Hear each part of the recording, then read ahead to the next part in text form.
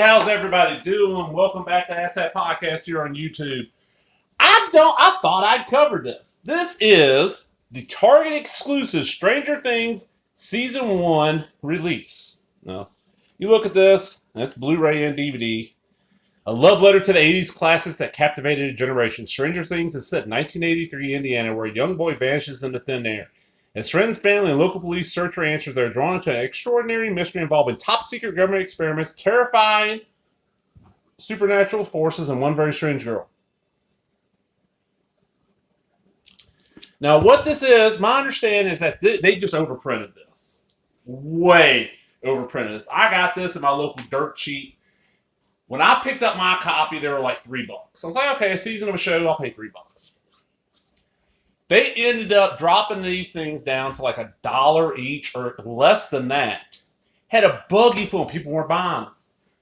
The owner of the guy that runs their cheap thought it's because people thought it was VHS. Because look, it says VHS, it says VHS. You know, so they put a big sign. These are DVDs and Blu-rays. People still weren't buying it.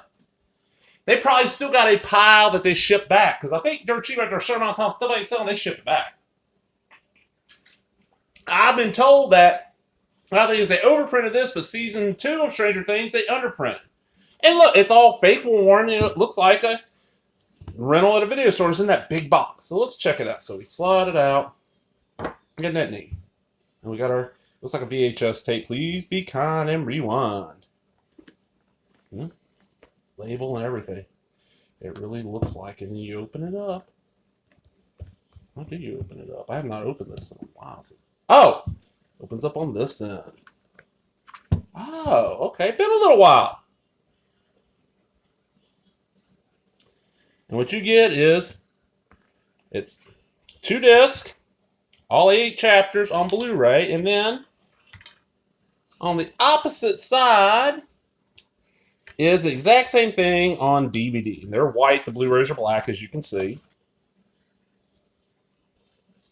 Now, I'm not nuts over Stranger Things. I watched a good chunk of this first season.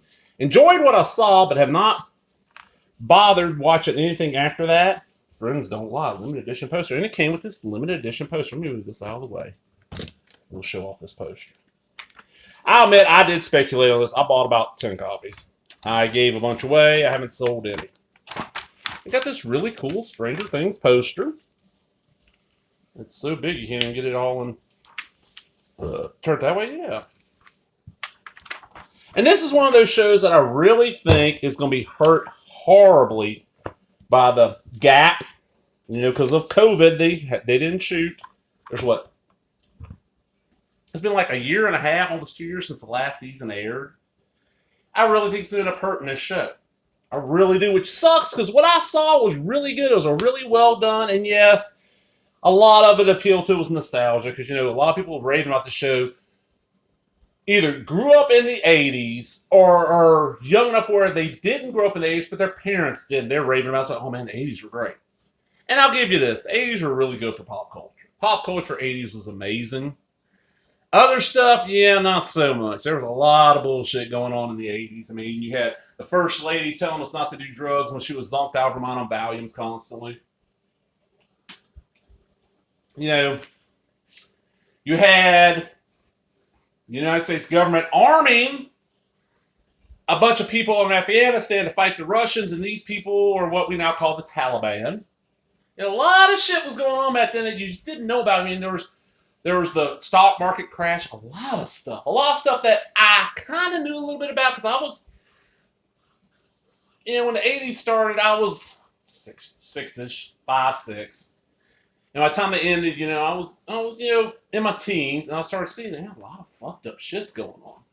But a cool little series, and it's made a big star out of, was it Millie Bobby Brown, I think's her name. You know, she's become a big star, and these kids are becoming big stars. I just thought this was great packaging. And, I mean, it brought Winona Ryder back. Winona Ryder had, like, her career had been in the shitter since, you know, the theft thing. And I like that this is out, because a lot of these Netflix shows, I notice, they don't release them on DVD.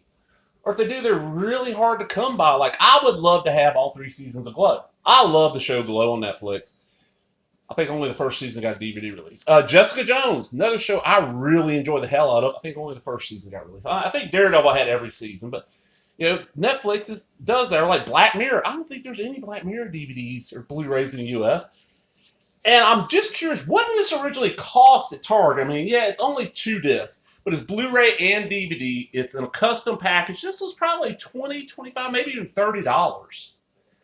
And there was so much, they're getting blown out at dirt cheap for, $1 or less, and nobody was buying them. Like I said, they had his shopping cart just full. I mean, full, because I picked it up, and then this last year in October, 2020 in October, I was, sorry, my back's itching a little bit. I was at my local Walmart doing a little bit of shopping, waiting for a friend of mine to come pick me up. We're going to a wrestling show in Tylertown, Mississippi. And a friend of mine came up to me. She saw me in Walmart. She's like, come here for a second. She's like, I got something for you out in the car. I'm like, oh, cool. She was like, I got you something dirt cheap. Because I always fuss. Everybody has those friends that they always buying something for you. And you always tell me, don't spend the money, because the budget's limited. And she's like, it was only $1.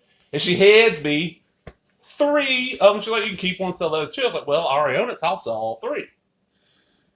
And matter of fact, the buddy that came pick me up, I told him about it, and he went down there a few days later and bought like 10 of them. And as far as I know, he hasn't sold any. He's given some away. My only other issue with this, let me see if I can find, oh shit, I got around here. I got these. Is that a height? I think this is a little too tall, because it's taller than a DVD, to put on my actual DVD shelf. It's going to have to go someplace like on top of the shelf or something. But such great packaging. I love this oddball packaging. Like, I got the Speed Racer set that's in the Mach 5. I had the Planet of the Apes set that was in the Ape Head. I had that, and a lot of it I've gotten rid of because it's just hard to store it. So, I hope y'all enjoyed this. And if you're watching and want a copy of Stranger Things on Blu-ray and DVD Season 1, this Target exclusive, contact me on here. You know what I paid. I'm willing to sell these for, I got to make me a little profit, y'all. I got to make me a little profit. So let's say $3 plus $3 for shipping. So for $6, that's a deal. I don't know how much demand there is. So everybody, well, I can just stream it, but what happens when your internet goes out? What happens if for some reason, I know Netflix trading and owns it, what happens if something disappears off Netflix? That's why you go for physical copies. I'm out, everybody. I hope you enjoyed that. Remember, if you did, give me a thumbs up. For comments, tell me what your favorite odd DVD or Blu-ray packing is. I know Cody LL, one of your favorites is going to be that Godzilla set you got that don't fit on any shelf. Laters, everybody.